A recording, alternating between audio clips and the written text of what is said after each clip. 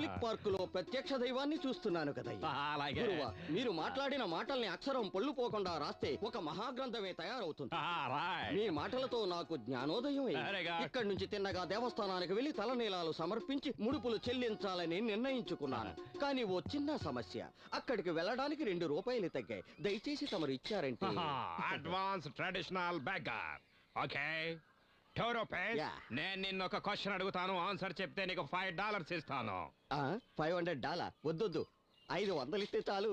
ఈ doesn't know the value of dollar. నీ యోగ్యత ఇంతే. ఓకే, నువ్వు దేవుని దగ్గరికి వెళ్ళి జుట్టు ఇస్తానంటున్నావు కదా, అది పెరిగేది తిరిగి వచ్చేది కనుక ఇస్తానంటున్నావు. అదే తిరిగి రాందైతే ఇవ్వగలవా? ఆ దేవుడి మీద నీకు భక్తి ఉంటే నీ కళ్ళు పీకెవ్వు, బాబా, నీ చేతులు నరికెవ్వు, నారాయణ. నీ కాళ్ళు కట్ చేసేవు. అయ్యప్పా. దేవుడికి జుట్టు ఇస్తాడట, జుట్టు.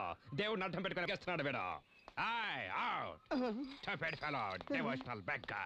ఏడుకొండలవాడ వెంకటరమణ.